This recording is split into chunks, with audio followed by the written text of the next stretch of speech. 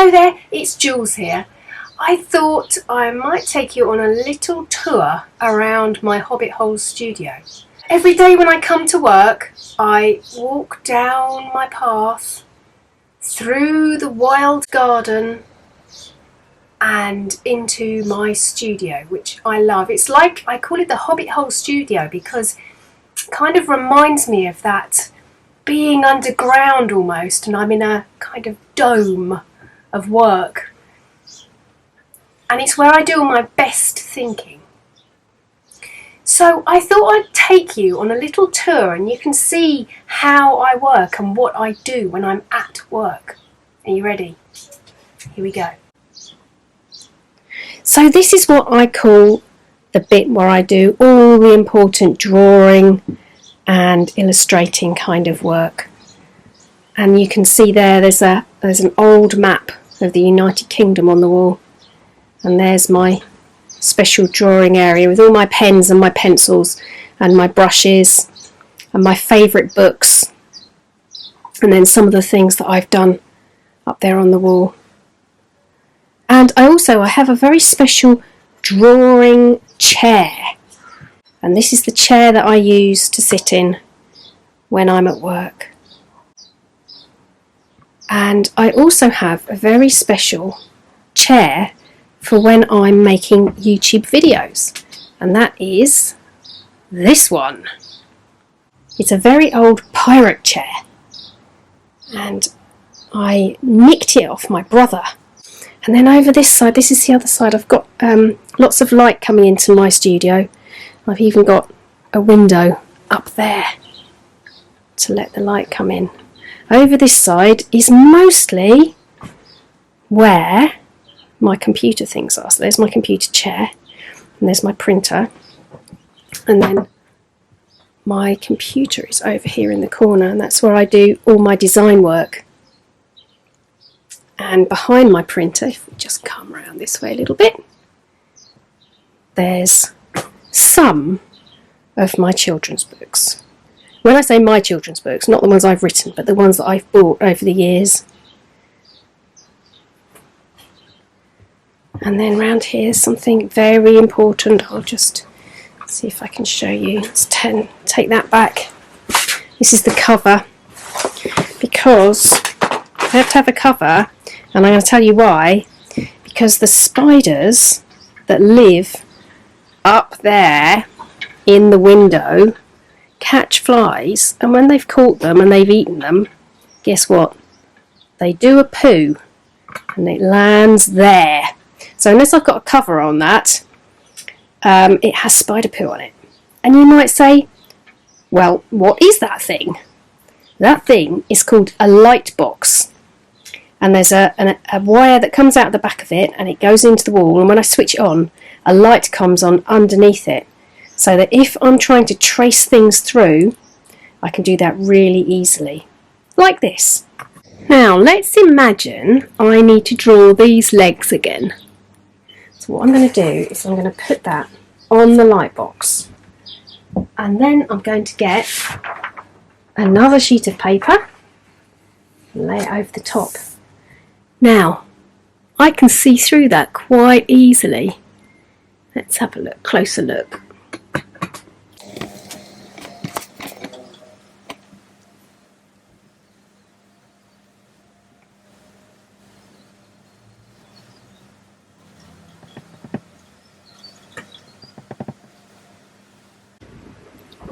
And there you have it, the new legs and the old legs. When I was your age, I really liked writing stories. It was something that I used to do for fun. And I can remember I had a story, one of my earliest stories I ever wrote was about a mad kangaroo. And my teacher, Miss Potter, liked it so much that she kept it, which means that I don't remember really what else happened in it now. I don't have a copy of that. But she loved this story so much, and it made me think, wow, I could write more stories like this. And so I had lots of ideas. And sometimes I didn't get to write the ideas down. Sometimes I just kept them in my head. But it was something that I really liked doing. And when I was that age, I didn't think I would grow up to be somebody who wrote books, or even at that time illustrated books, because although I loved drawing, I wasn't brilliant at drawing. Not like my dad. My dad was a really, really good artist, and he used to sit with me very patiently and help me to understand how to draw things properly. And thinking back, even though sometimes we'd only sit together maybe for 10 or 15 minutes, it all added up. All of those little chunks of him showing me how to draw things, or me writing tiny bits of story, all added up to when I became a grown-up and when I was at university, realising what I wanted to do. And I was wondering, if you were going to sit down and write a story, how would you start? Would you start with the words, or would you start with the pictures? I think I will show you how I started one of my books. So you might know of this book. It's called Vincent and the Vampires, and he is a vegetarian vampire bat who hates the sight of blood and loves blackberries. So when I first had this idea for this crazy little bat, I mulled over the idea of how he was going to take this story through the book from the beginning to the end. And I started with drawings, but not fabulous finished drawings. I started with tiny little drawings that just gave me an idea about what was going to happen on that page. And I worked through the whole book doing this. So for every page I just did a little drawing of what might happen. And I had in my head what the words would be. I had a rough idea, but I didn't really get to write down the words for it almost right until the end of the whole process of writing the story. But once I'd done these little teeny tiny thumbnail drawings, I made the layouts. And this is, there we go, that's one of the layouts from Vincent. And you can see up the top here, you see there's some little notes I've written to myself of the different things that they could be eating. And that is just really a bit of a scribbly drawing. And it says on the top, pea and lemon curd roulade, and butternut squash soda, and cheese and toadstool ratatouille. So those are some ideas of things that they could be eating that didn't actually get into the book. I had different ideas by the time I'd decided to write the actual words down. And when I'd finished doing that, that was when I started to make the actual pictures. And when I go around to schools and libraries, I don't usually take these with me because they're quite precious. And if I was to lose this pack of stuff, then I might not be able to produce more books if I needed to. So I'm just going to show you a couple of the pictures. And there's Vincent. And in this book, I painted him with watercolour paint, and then I cut round all of my individual little bits of little characters and different things that were happening. I cut round them before I scanned them in to my computer. And let's see if I can find another one that's a bit bigger. Here's a background. So you might recognise the background there. I'll show you where it is in the book. It's almost at the end. There we go. Is it that one? Oh no, it's not that one because that one's got the spider in it. No, it has got the spider in it. There we go. It's the one where he says, "Hello? Anyone home?" And you can see I've actually there's the spider. I put the spider in afterwards, and I put the vampire bed and the table in afterwards. So that's the piece of artwork, and that's done with watercolour paint and black pen. So the lines are all done in black pen first, and then I put the watercolour paint on afterwards. And here actually is where we first meet the vampire. Can you see that? That's his arm coming out of his bed. And once I've done all of those, there's a bit more. That's actually the cliff where the castle is on. The castle is over here somewhere. And that's the edge of the cliff. But once I've done all of those paintings, I put them, scan them into my computer, and I move them around so that I'm happy with where they are going to be on the page. And of course I put all the words on, and then I send it off to my printer, and then they send me something called a proof. And this is what a proof looks like. It's all of the pages, but they're not stuck down into a book. Let's take the paper clip off. They are printed but not cut to the right size, and they're printed on both sides, so it's like getting a book but it's not stuck together. There we go. And this is exciting when these come, because for the first time ever I get to see what the artwork, what the pictures look like in real life, because up until that point I've only ever seen them on a computer screen, and quite often colours look really different on a computer screen to how they look in real life, because of course when you're looking on a computer you're looking at artificial light. You're looking at, it's almost like having a light bulb that's making the screen light, whereas of course in real life we have the sun, or even if the sun's not out we still have daylight, and daylight looks very different when you're looking at a piece of paper. There's a lot more, quite often a lot more blue in sunlight than there is on a computer screen, so that's why colours look quite different. So it's very exciting when the proof comes. But when you're happy with it and you give them the thumbs up and say, yes please, this is perfect, then that's when they print your books. And that's when you can get your hands on one of these real live books that's going to go out to the people who are going to buy a book and read it and hopefully love it. So I thought, being as we've got Vincent out, shall we read it? Would you like to do that? Let's have a look. Of course, you could have, this is a really good book for when it's Halloween.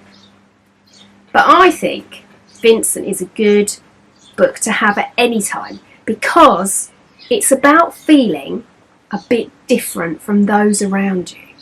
And I don't know about you, but I felt like that for a very long time. Vincent was a very scary vampire bat. He had teeth as long as witches' fingernails, claws as sharp as splinters, and wings like the skin off a cold gravy. But Vincent had always felt a bit different from the others. Vincent hated the sight of blood. His mean brothers and sisters would laugh at him. They thought he was bonkers. But for as long as he could remember, Vincent had thought sucking blood was yucky. When he left the roost to chase animals, Vincent would hunt for hazelnuts or pumpkins. His most favourite thing in the world was blackberries. And here he is, hunting for blackberries. Can you see over here? Here's one of his brothers or sisters chasing that cow. I don't know. One night he decided he'd had enough of his family's disgusting habits. He moved out. He flapped off, not really knowing where he'd go or what he'd find. Just that he wanted to find someone a bit more like him. He stopped to ask a friendly owl for directions. "I've heard there's a castle that way," she hooted. "But watch out for those strange people." There she is. At the edge of the forest, he saw the castle. He hoped someone was in, because it was long past dinner time, and his tummy was rumbling.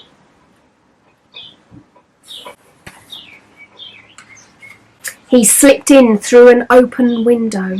This is the page we looked at before. "Anyone home?" he called out in a little voice. The box flew open and a real vampire jumped up. "Hello, my lovely," he rasped. "Just in time for supper. Oh, oh, oh."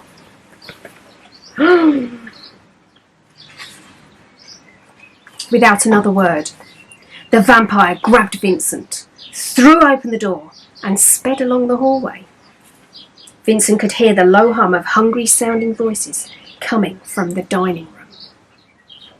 And I don't know if you can see up here, there's Grandma and Snowy, and there's Grandpa.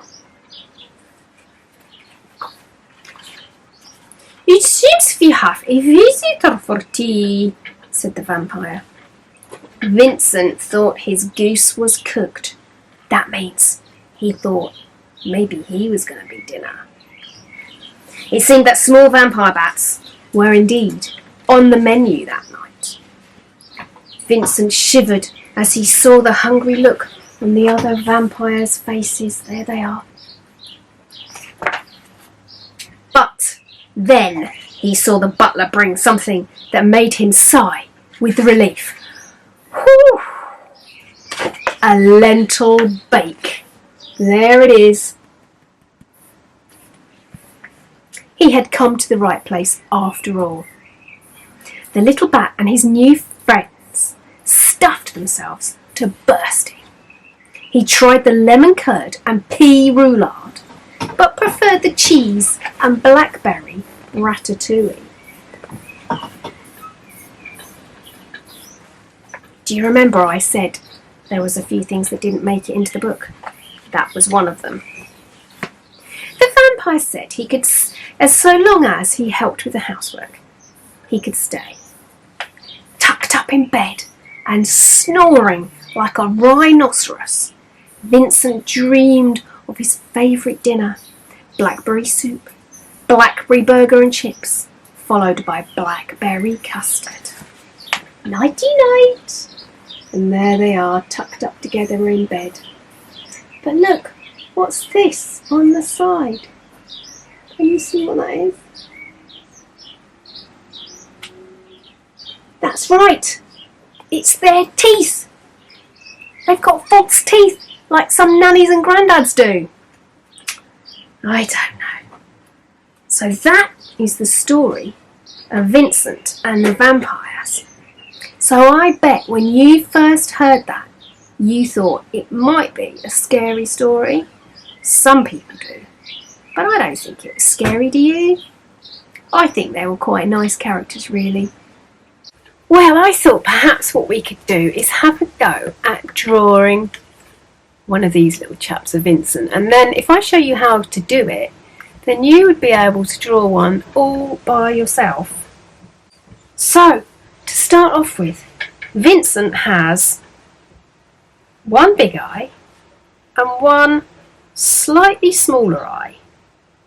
And his pupils are quite close together. You can see they're not right in the middle of the eyeballs. They're quite close together. And he has some extra lines that go round the outside of his eyes like that, very lightly. And then he has this one big ear and one little ear. So, and it joins to his nose as well. So I'm going to start his little ear. And that turns into his mouth. So that's almost like his smile there. And then let's do his other ear. So that's his little ear. And then, oh, you're going to have to move out of the way. And then that's his big ear. Like that. And his big ear joins to his wing. So let's join it up like that. And now we're going to have to do his lower jaw, like so. And his belly. And his belly also joins to his wing. And then we go 1, 2, let's give him 3 points. And then because a bat's wings are like fingers that have got skin in between them. So we're going to have to give him finger bones, like this.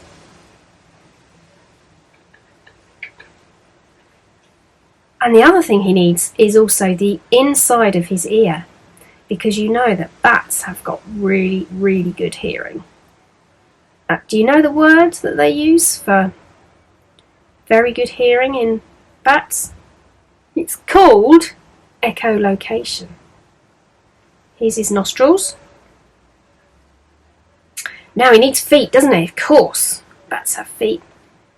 3 toes, 1, 2, 3, like that. What's missing? Oh, I know, teeth. And there's his teeth. And then, of course, if you wanted to, you could colour him in.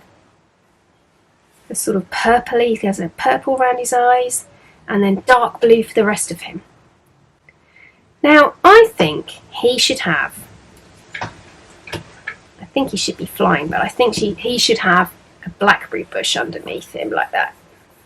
As if he's on his way to go and eat some blackberries, because you know, as do I, that they are his most favourite thing in the world. And there we go.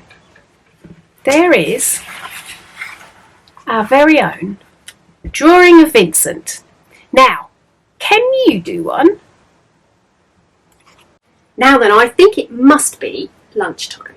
So I'm going to head off back out of the Hobbit Hole studio, up the garden path through the wild garden to my house. And in the meantime, I hope one day I'll be able to come back and see you at school or in a library somewhere, because I haven't been able to do that recently, but fingers crossed it won't be long before I can come out and read to you again.